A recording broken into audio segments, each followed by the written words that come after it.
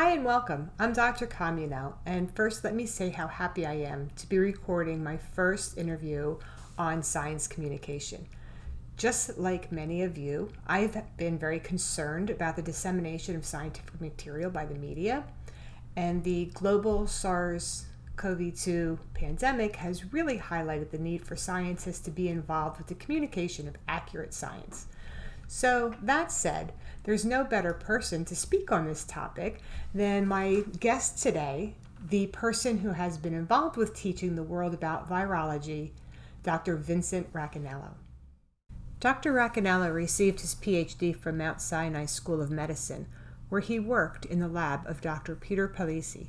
He completed his postdoctoral studies at MIT and Cambridge in the lab of Dr. David Baltimore, a Nobel Prize recipient for his discovery that RNA can be converted to DNA by an enzyme known as reverse transcriptase. In 1982, Dr. Racaniello established his own lab at Columbia University with a focus on small RNA animal viruses.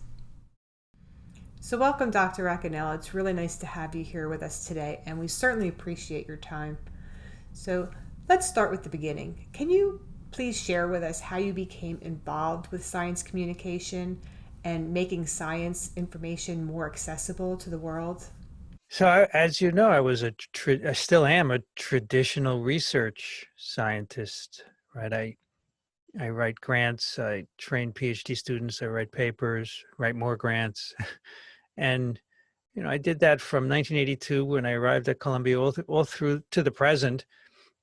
And in the 90s, one thing happened that I think was a key catalyst for getting me on the road to where I am today in terms of communication. And that is, I was asked to join the team writing a virology textbook, Principles of Virology, which is now in its fifth edition, but at the time it was the first edition, published by ASM Press, the American Society for Microbiology. And I was asked to join that. And, a few years later, the book came out. And the way the book is written is very different. It doesn't have every chapter a different virus, but rather each chapter is a step in the viral reproduction cycle, which we think is the best way to teach introductory virology. And I still teach my virology course at Columbia that way. So I had to learn 5 or 6 or 7 different viruses. I wrote chapters on attachment and entry, RNA synthesis, protein synthesis, and so forth. I ended up, after being done, I had this incredibly broad knowledge of virology, which I'd never had before. I only focused on the viruses that I worked on in my laboratory. And so this was, I guess, mid-90s. And at that time, blogging had become accessible. You could have a blog instead of having to get into the weeds with blogging software. It became easy, things like WordPress. So I thought, well, why don't I take some of what I've written and share it with the public? I'd like to share virology with the public because I think they need to know it. And so our contract with ASM actually allows us to do that. We're allowed to put images and text online because it's ours as well as theirs. And that was great. And that exists to this day. And so I started blogging, and I started a blog called Virology Blog, virology.blog, which still I do to this day. Once a week, I write a post. But back then I was taking excerpts from the book. And what I found was really remarkable. People started reading it without me doing any advertising of any sort. People found it, and they started putting comments at the bottoms of each post and asking questions. And I thought, oh my gosh, look at people are actually interested in virology and they have really good questions. So I kept doing that. As I said, through the present, I find it a really great medium and I love writing. But more importantly, after a few years, I wanted to broaden my reach and I got interested in podcasts. So I have a very long commute from where I live to Columbia, and I got fed up with listening to the radio, which is mostly advertising. Even NPR I got fed up with, even though there's no ads. They seem to run a fundraising campaign every week. So I discovered this thing called podcast. So Apple had just started aggregating podcasts in the iTunes store, and I discovered you could play whatever you want in any order. And there was such a rich collection of stuff out there, podcasts in every area. So I would make podcast listen. Of course, the iPod came out, and then you could make your own playlist. So I found all kinds of podcasts. Mostly I started listening to tech podcasts. And I thought, I could do this for virology. And one of the podcasts I first listened to was called This Week in Tech. And I thought, well, why don't I make a podcast called This Week in Virology? And I had no idea what I was doing. I just thought it would be an experiment, because that's what we do in science, right? We do experiments. Mhm. And I thought it would be cool. And I had a few microphones that I used to record my kids' piano playing with, and I had a recorder. So I called my colleague Dixon Despommier at Columbia, and I said, I have this idea for a weekly virus podcast where we just sit around and chat. So that was the other aspect of it. I know we have all these great conversations at lab and in office at lunchtime, and nobody ever hears them. And I said, let's record some of those and put it out there. And this is way before podcasting got going. Today it's huge, right? But so our first podcast, This Week in Virology, was released in 2008. So it was 12 years ago, actually, this last month, September. And so we started releasing podcasts. And again, people listened and they started sending in questions. So we incorporated the questions as part of it. And it grew. And so as it grew, then I said, let's make another one. So my colleague Despommier was a parasitologist. So we made This Week in Parasitology. And then I think at that point, I asked the American Society for Microbiology to help us publicize the podcast. And then after a year or so, they said, we'd like a podcast too, This Week in Microbiology. I said, I'll do it for you. I just want to own it, but you can brand it and so forth. So that was This Week in Microbiology. And now we have 5, and each one works, and people listen and they send in questions, and I'm having a blast. And my career has really been transformed. I have shrunk my lab. I now have one senior person who basically runs the lab, and that puts me free to do all of this stuff. So that was really the genesis. It was thought of as an experiment. I also wanted to do something different in my career, and I think this has accomplished that. But then, of course, podcasting exploded, and we were part of that. And we have grown. And I've always felt that you can grow organically. Just be patient. I've never gone out of my way to purchase ads to push it. We had some very early supporters. So, for example, the guy who does This Week in Tech, Leo Laporte, he has a huge collection of podcasts. And one of his other podcasts, they had a show where they pick a podcast of the week. And so I sent in Twiv. I said, hey, consider this. And they picked it, and we got a lot of listeners that way. So, every step of the way, small steps, you can get a lot more people. And so today we reach a lot of people. But initially my goal was simply to give virology to the public, and then it expanded into other fields. And I have other experts. So I'm a virologist. So I consider myself able to talk about viruses easily. In all the other fields, I get other people in because they're the experts. I don't presume to be an expert, but what I can do is ask good questions. And this is one of the skills that this podcasting has developed for me, the ability to sit down with almost anyone and have a conversation just by listening and asking questions. So that's the origin of this.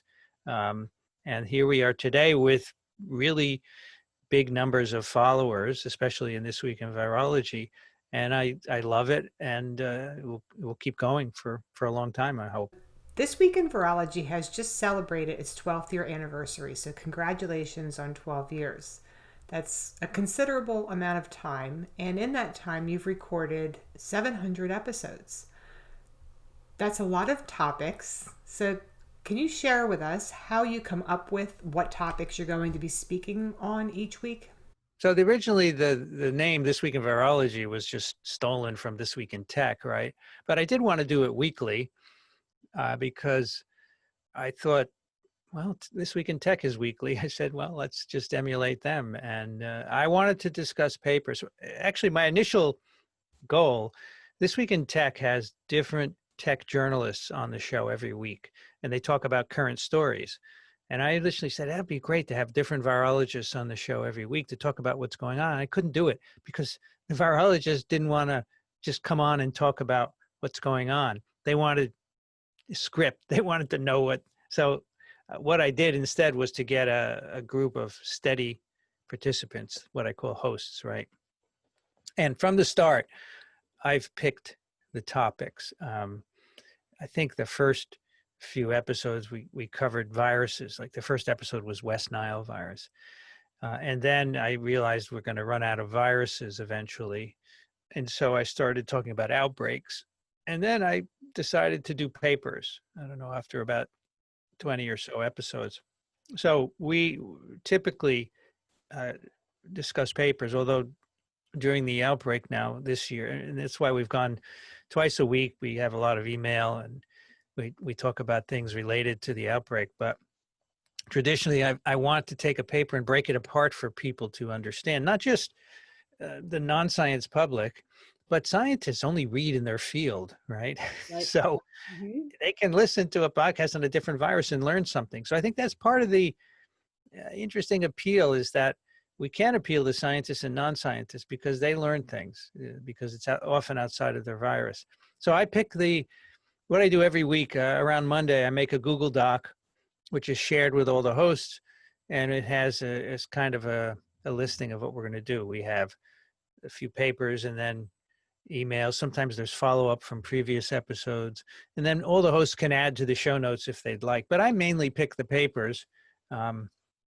But in the last, since February, I would say we've been completely driven by the COVID-19 pandemic, and we have had thousands of emails. I get 100 emails a day to TWIV, and we can't answer them all, but they've been a big part of the shows. I try and still discuss papers, although in less detail than we did before.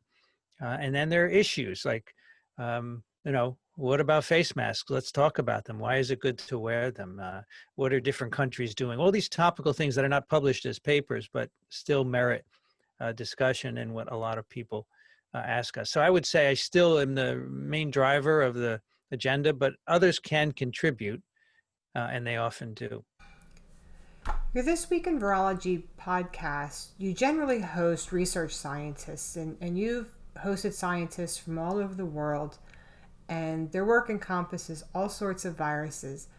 But recently I've noticed that you are also hosting a lot of physicians as well. So is this something new since the COVID outbreak? Yeah, I think we had rare MDs come on the show, clinicians, I would say, who took care of patients. And the one that jumps to mind immediately, we had an emergency room physician from Camden, New Jersey, who became a listener, and he wrote in, and I said, "Hey, would you like to come on and talk about how you treat virus infections in the ER?" So he came on. He came on TWIV and TWIM because he could talk about virus and bacterial infections. And we've had a scattered few, but at the beginning of this outbreak. So one of my hosts for This Week in Parasitism is Daniel Griffin, who's an MD PhD. He's a clinician scientist, and he sees patients. He has a practice out on Long Island. And he said, Vincent, let's do This Week in COVID-19. He said he would do it with me every week to give clinical updates. And I said, well, why don't we just make it part of TWIV? Because starting a new podcast is hard. I would, let's build on the listeners for TWIV. So he comes on before every Friday episode for a half hour or so and talks about clinical update. We've had a few other physicians on as well, but the broader advantage is that we can easily get guests. And now at least once a week, we have one or two guests come on because Zoom has made it really easy to get people on the show. Everyone's used to it now, right? Before, we used to record on Skype and everyone had to have an account, and not everyone was facile with it, but it seems now that everybody has used Zoom. And so we can get just about anybody on the show. So I think it's enriched the show in many ways to have different points of view. So your podcast has focused on the COVID pandemic since the beginning of the COVID pandemic, and you're providing current information on the research as well as from the clinicians' viewpoints. So your audience was previously was primarily fellow scientists and students.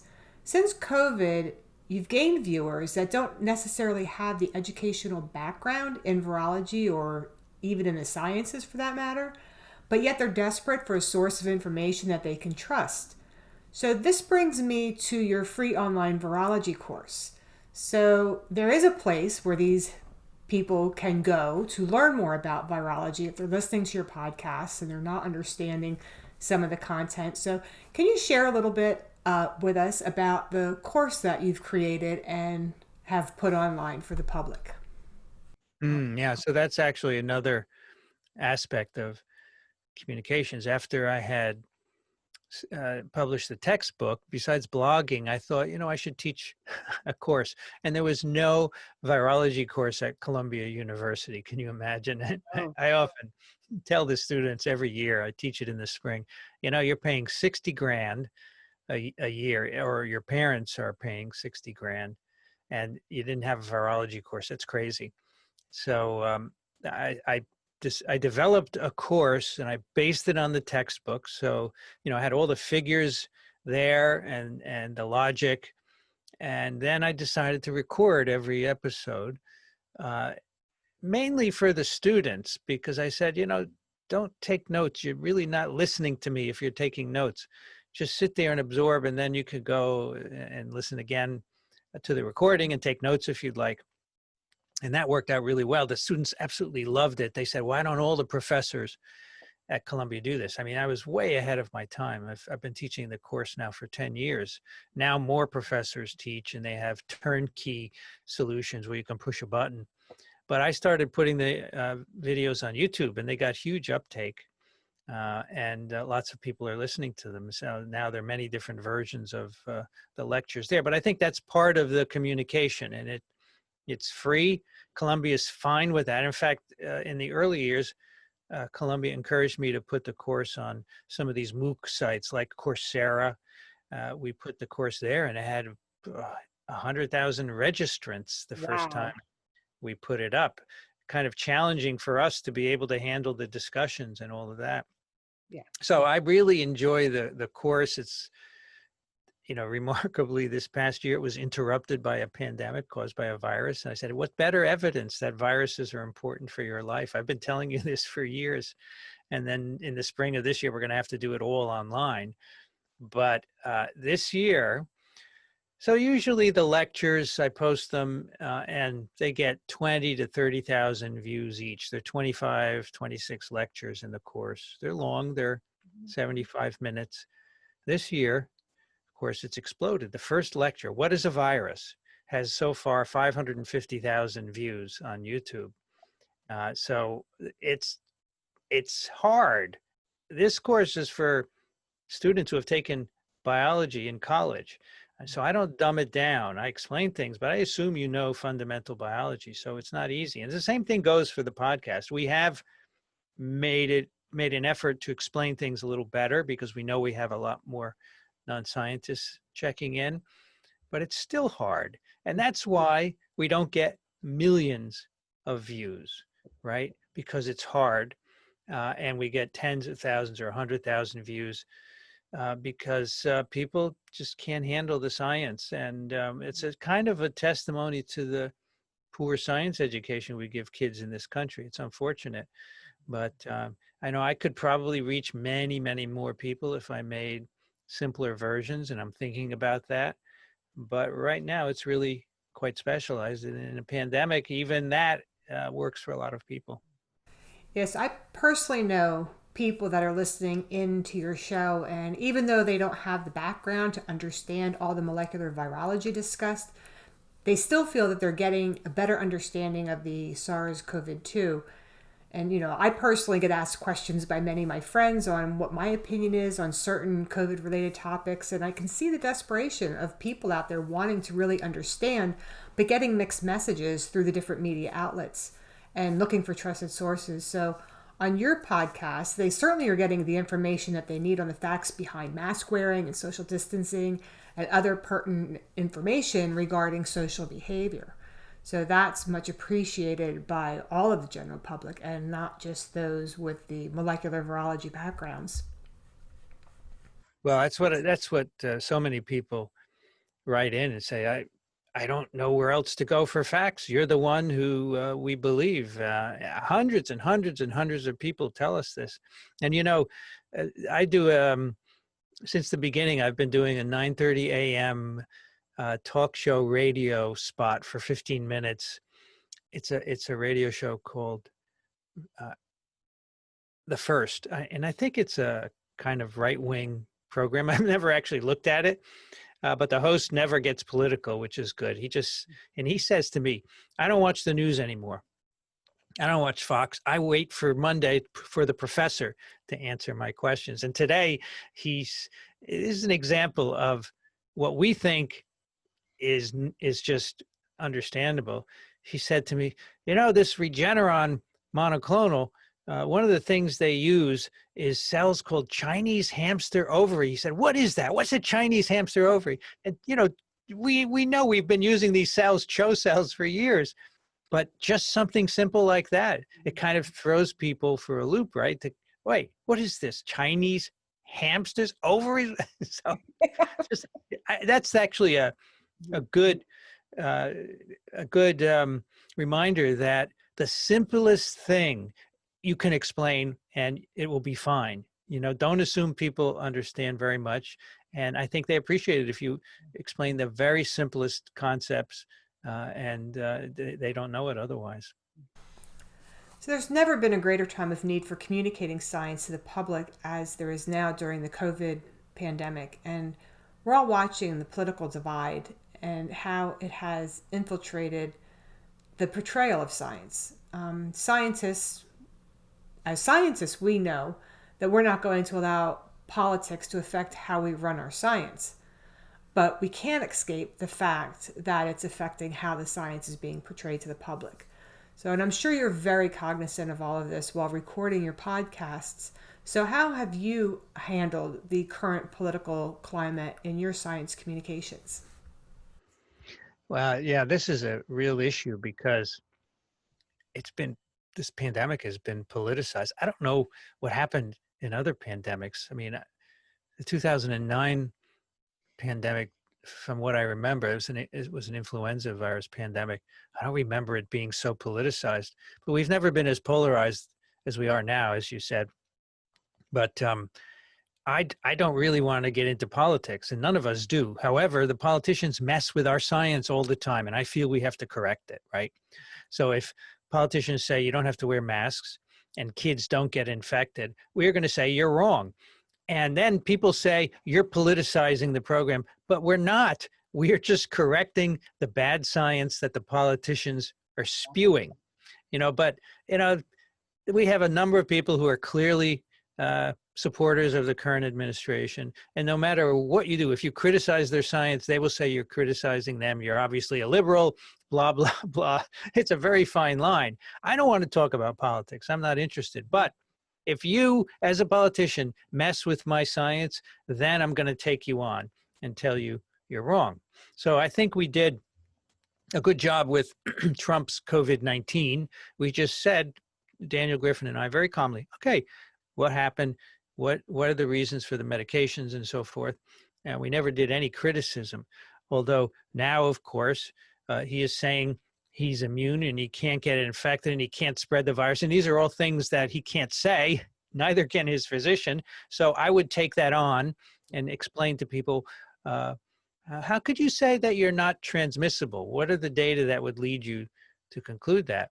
And then people would say you're being political, okay, because it involves a politician. So I don't think you can avoid it. And people who listen fall into two camps. They say, I don't want you to be political. And I think that's mainly because they are Republicans and they don't want criticism of their party. And then the others say, you better be political. You better take them on. And these must be the Democrats or the liberals who are listening. As I said, I just think we need to explain the science. And if a politician gets it wrong, then we're going to say this politician got it wrong. And if you think that's being political, then there's not much I can do. But people have always said that science has been politicized from day one. I mean, it is supported by grants from the government. So how could it not be politicized? So I think we have no choice. I would never discuss, other aspects of politics besides science. I'm just not interested in doing it on the program. The program is about science. And if you, as a politician, cross over into science, you're going to get discussed. And that's the way I look at it. I think that's the only way. You're never going to make everybody happy. I get hate mails all the time from people. They tell me, you're compromising your science by being political, which I say, that's just because you don't like what we're saying. We're not being political. We are saying masks work. We are saying that children do get infected and that you should be careful about school. You just don't like it because your party is saying that that's not the case, but they're wrong, and we will call them out. I think in the end, you have to talk about what is right scientifically. So we're constantly fighting the disinformation campaign, and it's difficult for the public to live in a world of uncertainty in a time when they really want answers. And science is often a slow process that's always evolving. And, as scientists, we're used to that evolution, we're used to that change. It doesn't make us mistrust what was said before, whereas with the public, when things change, they find uncertainty unsettling. So, and particularly when dealing with something completely new like SARS-CoV-2. So sometimes it's easier for a person to believe what they want to be true, or what maybe their political side is saying is true, rather than take the opinion of a scientist that is saying something that they don't want to be true. And it can make it more difficult if the scientist isn't being clear. We need to make sure that we're speaking in clear terms so that what we're saying can't be misconstrued by a person who has their own agenda. So if we're being clear, they'll understand then that those opinions of the scientists are being based in what is historically known to be true, or in the current body of evidence that's been collected. And there's less ambiguity, there's less room for other people to come in and convince them otherwise. So part of the solution, I think, is for us to come out as scientists and communicate more with the public, and make sure that we're doing that in terms that we're making ourselves clear, instead, and not speaking like we speak to one another, but speaking to the public in a way that they can understand, so that someone can't come in and misconstrue what we're saying for to meet an agenda. So, it's really unsettling for us as scientists when we hear, someone coming out and saying things that we know aren't true.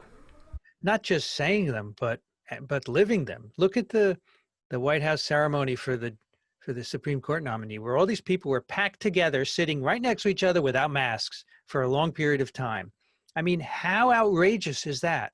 Mm-hmm. I mean, so it just shows they really don't think that distancing and masking is important, or maybe they feel that's their political brand to be negative because the other side is saying it works, which is crazy. And they started a super spreader event as a consequence. Yeah. Science is real, man. It's not what you think. So yeah, leadership really does matter.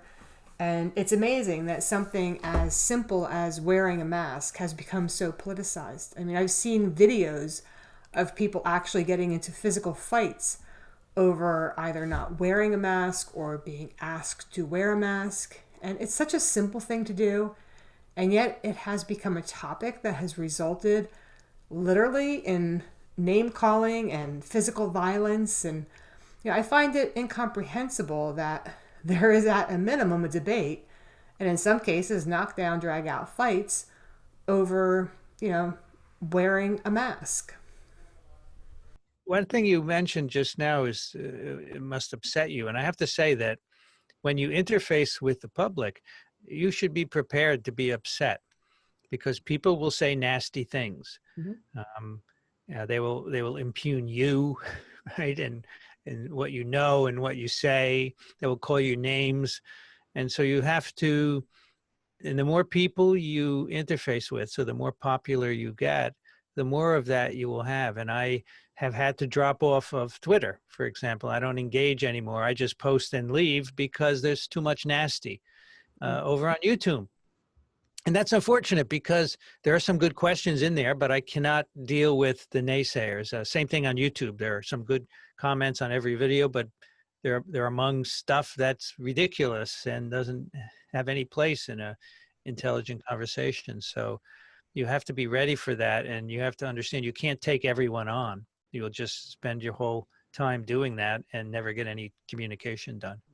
And unfortunately, it just seems so easy that in platforms that are online, it's so easy for people to just be very crass or nasty that maybe they Sure. wouldn't speak that way to your face, but typing at a keyboard, they just become very you know Yeah, angry and that's calling true. names, and it's your mental health is worth more than that, than to engage in that sort of I thing. mean, I have found that if you don't respond negatively, right? The first thought is to just lash back with the same tone. But in fact, if you say, "Oh, you kind of have a point. I really understand. I did this wrong. I'm really sorry."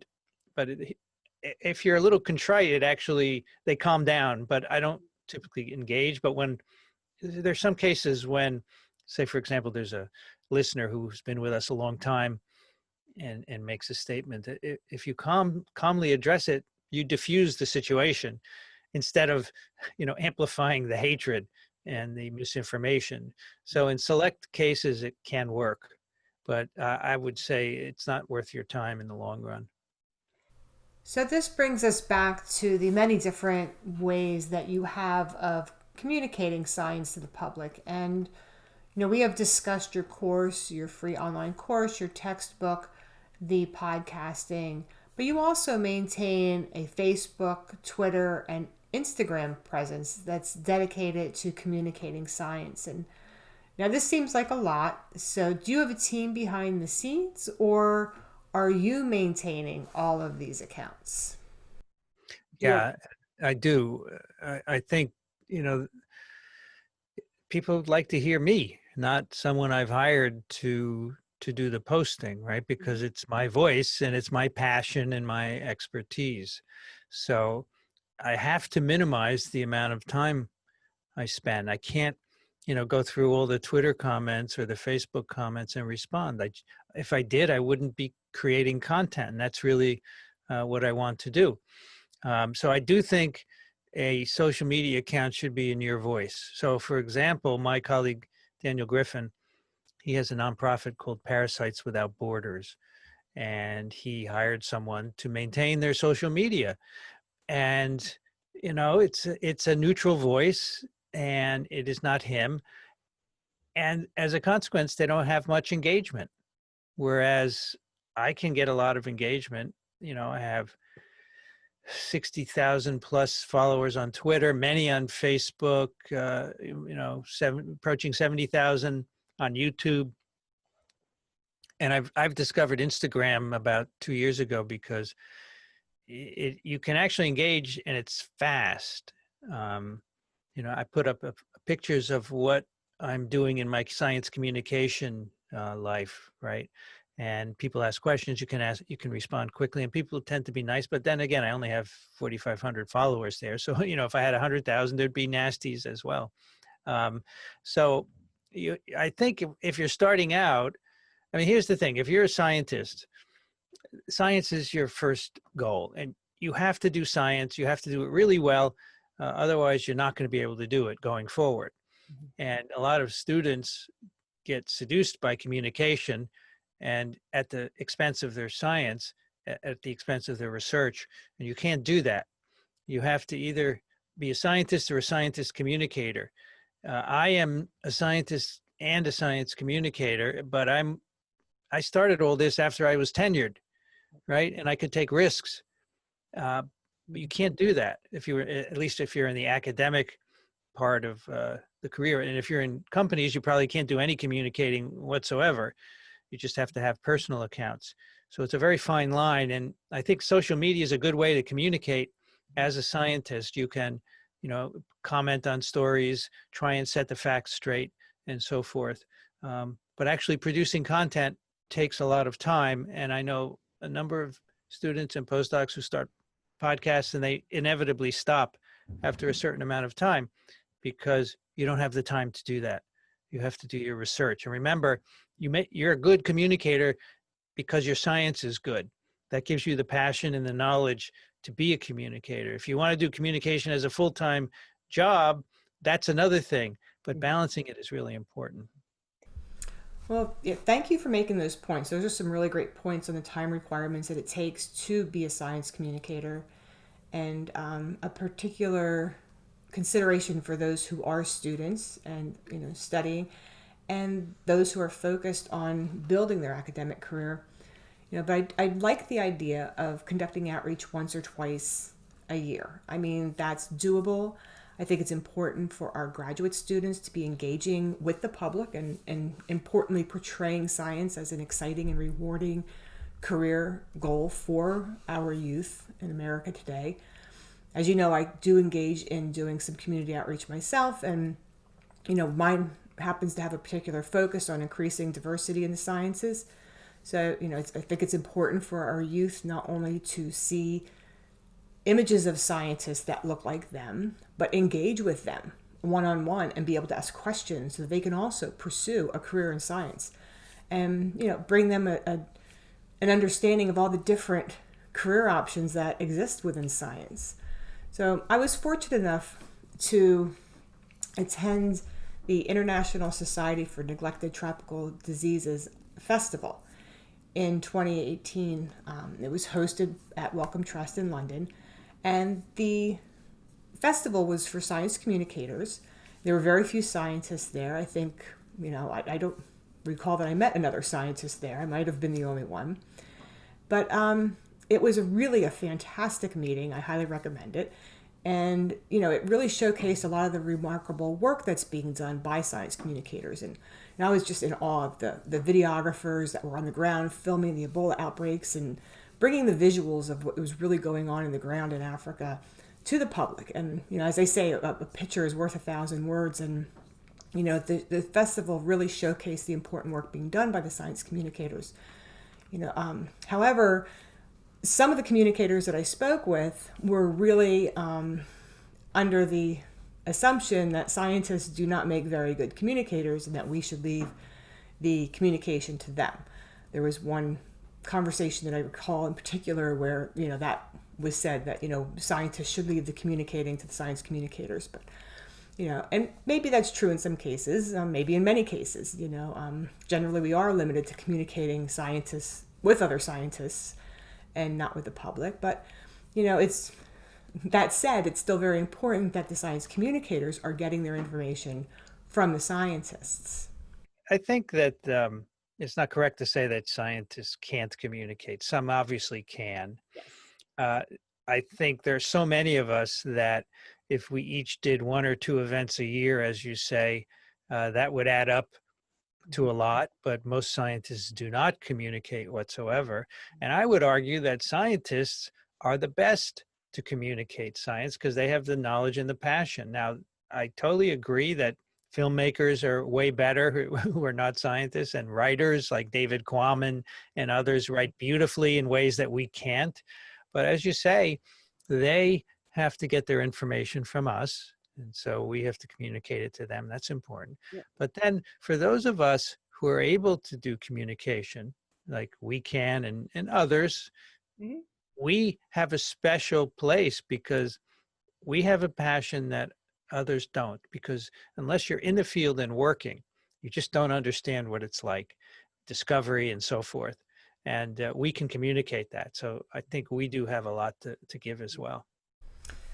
Yeah, I do firmly believe that we should be teaching our students how to discuss their science, and I'm actually developing a new course to teach just that. So, but at a minimum, our students need to have a 10-second elevator pitch that, and it's a learned skill to discuss complex scientific topics with people whose expertise are in other areas. And it takes practice. So how do we explain what we do in a way that won't make them sorry that they even asked, and just shut down and say, okay, and, want to just kind of end that conversation right there. And it's an important skill to have. It's not just explaining to them in a way that they understand, but also in a way that they find it interesting and relevant to their lives. So, how we're framing our communication with our with people, why should they care what we're doing, and why is it important to them? Well, Mary Woolley has a great uh, segue there. She is the CEO of Research America, which is it's a lobbying group for research. It's an important it's an important organization. When the NIH budget goes up, it's in part because they are pushing legislators to do it. Anyway, she says if someone asks you what you do, here's what you say. You say, "I work for you," and then they're going to go, "What?" Explain that, and there you go. That's your in. I think that's brilliant. Yeah. And I would tell at the end of my talks, when I talk about communicating science, I say, these are all the things that I do, and some of them you can do. But if you can't do any of this, here, do this. If someone asks you, what do you do? Tell them I work for you, and then they'll immediately be engaged. I think it's brilliant. Yeah, so outreach opportunities where researchers and students can engage with the population of people that they're trying to help is really invaluable. So I hear from so many people that there's a distrust for scientists and a distrust in science. And I don't know exactly what that's stemming from, but I think scientists engaging with the public can really help to dismantle a lot of that mistrust. Dr. Fauci, I think, has done a wonderful job this past year in communicating with the public, and has been able to instill trust and hope, importantly, hope in the entire population. So, but on a more local level, for example, having a group of graduate students that are working on HIV meet with a patient population to discuss the research that they're doing with them and hear their concerns. The students get a better understanding of the importance of their work by interacting with the very population that they aim to help, and the patient population gets a better sense of hope, and quite possibly the engagement might lead to them wanting to participate in more clinical trials.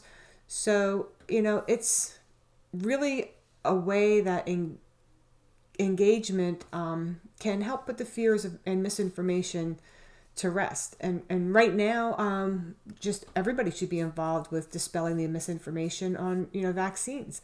The COVID vaccination is so important to our national security, and we can't just let it be handled at the national level. I think and put everything on Dr. Fauci, on the CDC.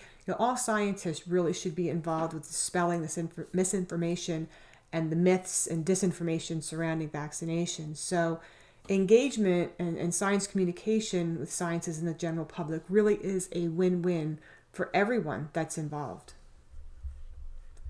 So we discussed time as really being a barrier for scientists getting involved with communication. So, Dr. Racaniello, what are other barriers or pitfalls that you believe we need to be careful of?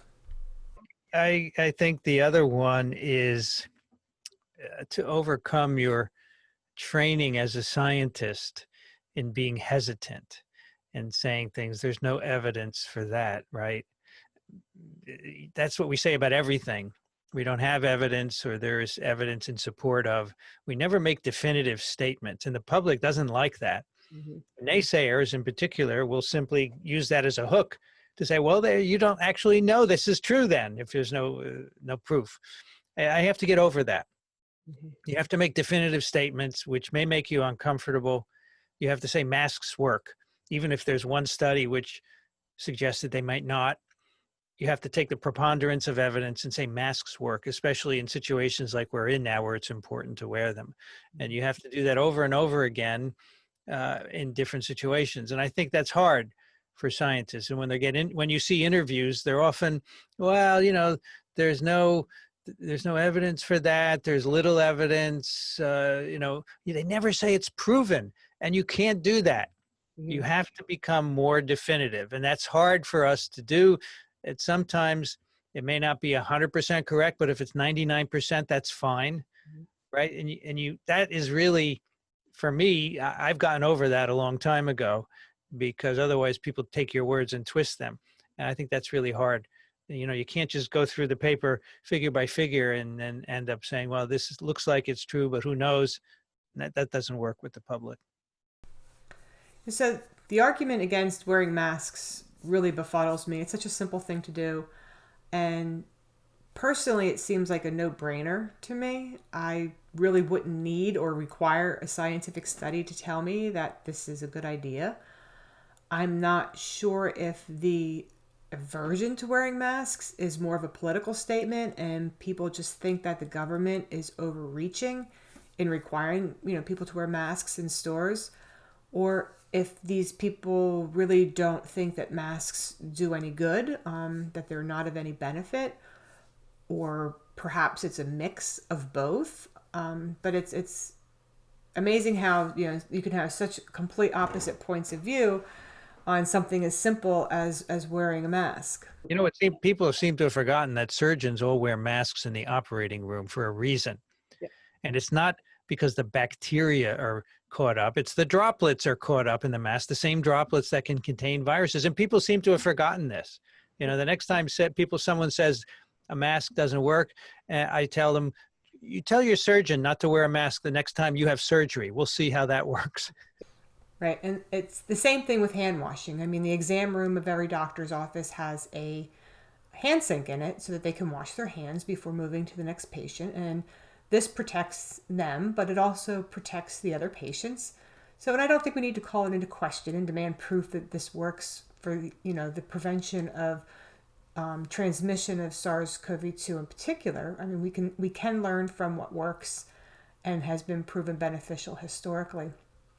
So I like to switch gears here a little bit. I mentioned earlier it's using outreach and communicative tactics as a way to increase diversity in the population of scientists in the biomedical field. So, we know that the best ideas are going to come from diverse populations of people with different perspectives and experiences.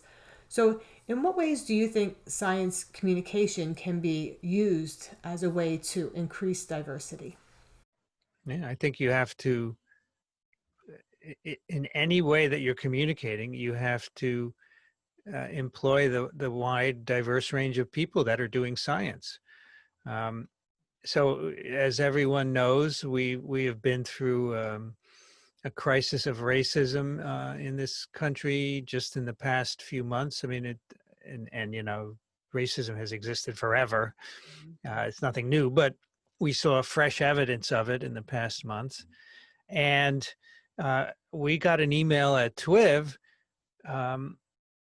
saying, remember, Black Lives Matter movement was very visible not too long ago. Mm-hmm. We got an email saying, you're not going to mention it? And that really woke me up.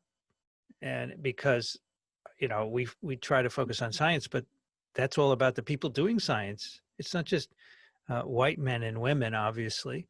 So we did bring it up, and we were asked to try and diversify the participants in our podcasts. And so I think we all reacted positively that, yes, we tend not to think about it. Mm-hmm. You have to actively think because they are a minority, right? In the workforce. And in science especially, you have to think a little harder to say, yes, let's get this person on. So I brought on a few months ago, Robert Fullilove, who's my colleague at Columbia. I didn't even know he was there, but he is a Black professor who talks about social issues in medicine.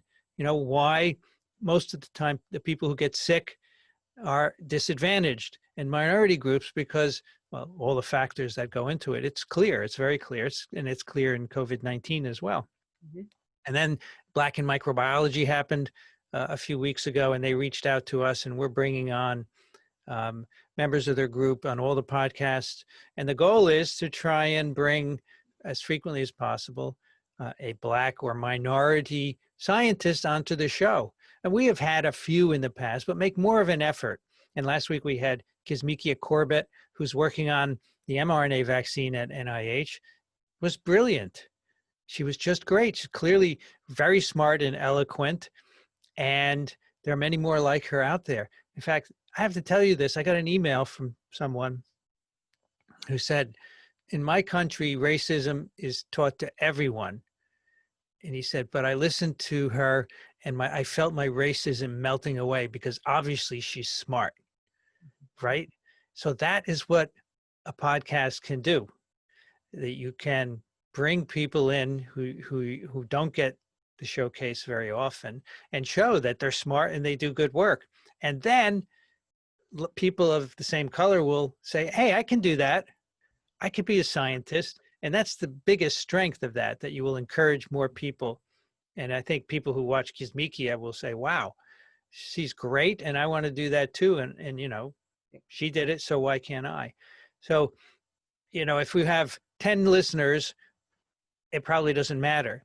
But now that since we're approaching 100,000, it's really our job to do that because we have a lot of people listening and we want to give them the impression that's important. And that is that all kinds of people can do the science. So I would say if you are communicating, you have to take that into account, especially if you're reaching reasonable numbers of people, that you have all kinds of diversity in science and you need to showcase it. And you have to make a little effort to do that because, we all know people and we tend to ask them to come on our shows, Right. but you have to reach out beyond that. And I think that's the key point. So, as you know, I'm currently writing a course on science communication for graduate students, master's students, and PhD students in the biomedical sciences. So, I really would like your thought on having a formal course offered to students in this population and whether or not you believe this should be a required course or if it should be an elective course. So I'm interested in your thoughts on the approach that should be taken and the requirements on this. Well, I'm all for it. I've thought for a while of putting together a course at Columbia or wherever else I might be, because especially for science majors, I think for sure PhD students should be taught how to communicate their science. Some of the things we've talked about today should be taught to them, and they should also get practical hands-on experience, right? How to record a podcast, how to edit it, how to post it, how to do video. My course, if I taught one, would have that as well as the theoretical aspects of communicating, because no matter what they end up doing, it would help them. And I can tell you that every student would probably enroll in such a course because it's just fun, right? To learn how to do all this stuff and engage the public. But even beyond that, I think probably undergraduate science majors should also take them as well. Because that no matter what they do, even if they're not scientists, a lot of them end up being doctors, right? That's what so many people want to do. And they have to communicate. And I don't think doctors are particularly good at communicating science, but I think they should be, and that would help as well. So I do think, in fact, I was considering about 2 years ago, trying to raise money at Columbia to make a division of science communication. Here in New York, we could attract incredible science communicators. It would be a lab type course and so forth, but it's really beyond what I can do. But I think, and there's some schools with science communication departments that do very well. I think everyone should be doing it for sure. But the key is getting people who can teach it by virtue of having done it, right? Some of the best professors are people in the fields, right? They have knowledge and passion for the field. And while not everyone can teach, if you have the great combination of being a researcher and a good teacher, then it's amazing. So the same thing has to go with science communication. And I always thought that if we had a program somewhere to train people who would then go to different colleges and universities and teach, that would be even better, right? Because then you can seed the people who do that. So this is something that's not going to happen overnight, obviously, but I'm totally in favor of it. And I think people should really think about it seriously. Well, I'm very glad that you've considered creating content to teach science communication, and those are some really interesting approaches that warrant further exploration. And maybe if there's not time for a whole course right now, maybe offering a workshop would be another option. So you're certainly one of the most admired science communicators, particularly in this pandemic year. Your This Week in Virology podcast has proven to be one of the most important resources, not only for your fellow scientists and clinicians, but also for the public. If you want, you could call me the Podfather. The Podfather. Yes, the Podfather. So, with your extensive experience not only as the original Podfather, but also with your experience in blogging and most available forms of social media, drawing on that experience, what advice do you have for students or fellow scientists that are thinking about getting involved with science communication? Well, I would first of all recognize, as we've touched upon before, that if you're doing research, it's hard to balance communication with that. You can't let the communication take time away from your science, because that is where your career is. So you have to figure out how to balance it. So don't take on too much. I think podcasting has gotten easier, and I would say a monthly podcast is probably doable for someone in the early career of science, but more realistically, a blog is probably better because you can just do that on your own. Although if you did a podcast on your own, I guess with just you, that could work. And that brings me to, what is it that you have to say? You have to have something that people are going to be compelled to either read or watch or listen, right? Mhm. And when I started writing and podcasting about viruses, I was already convinced that people needed to know about them, and nobody was doing that. So that was an easy question. And people often say to me, well, I can't do a virus podcast. You already are doing that. And yeah, you have to find something different. You can find an angle that's different. If you're a graduate student, you can talk about how your career is going. What are the obstacles? Okay, this month I tried to do this PCR, and here's the issue. And you could sort of make it very interesting, just going through your day-to-day trials and tribulations. But the point is, you just have to find an angle that nobody else has. There's no point in duplicating it, because you're going to have a lot of trouble getting started. The other thing you need to do is have incredible passion and curiosity. You have to think that you're interested in everything. Curious. That's the way scientists should be. And if you're not interested in everything, then that's a problem, because people will recognize that. And of course, you have to love it, which is the passion part. You have to show a passion. I think that's why our podcasts work, because we're all curious and passionate about what we do. And then finally, you have to get people to listen. How are you going to do that? Well, you can use social media to a certain extent, but you can also reach out to established people and say, hey, I'm trying to do this. Can you help me? Can you come on my show?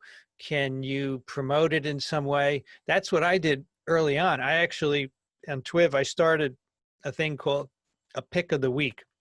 This was stolen again from This Week in Tech, where actually it was Mac Break Weekly. They do picks where they pick some computer related thing that they're liking that week. So I said, yeah, we'll do a science pick. And I started picking other podcasts, and then I would email them and say, hey, you were a pick of this week on TWIV. And most of them ignored me, but some of them then mentioned it on their show and got us, some listeners. So little things like that, small steps. Okay. Be patient. You're not going to get it all at once. I'm still working on it 12 years later. So just be patient and don't give up. Well, Dr. Racaniello, I really want to thank you on behalf of myself and all of those listening today for your time. I know that you're very busy, and this interview has really accentuated just how many different modes of science communication you're involved in. And we appreciate your taking the time over this pandemic to even up that schedule by broadcasting multiple times during the week to keep us all informed. And I think I speak for everyone when I say that we really do look forward to future content, and we will be staying tuned to your science communication. So thank you, Dr. Racaniello.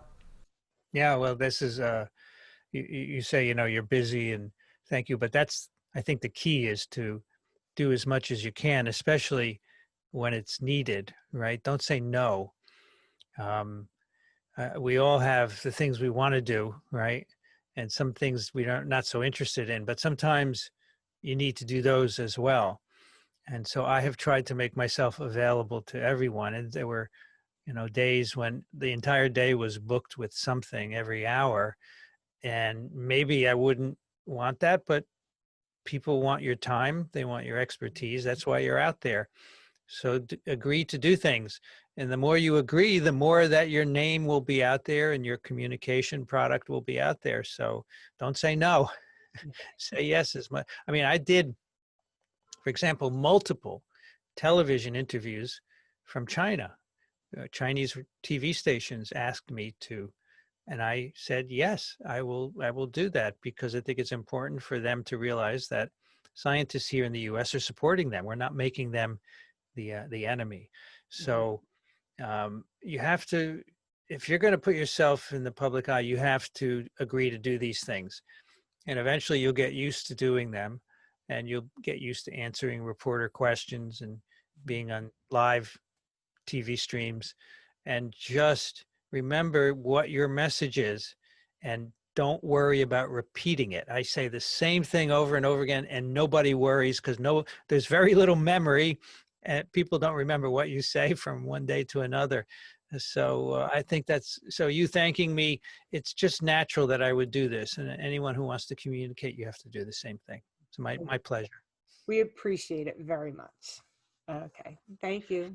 To hear more from Dr. Vincent Racaniello, follow him on Facebook, Twitter, YouTube, and Instagram. Also, make sure to check out his podcasts on Microbe TV.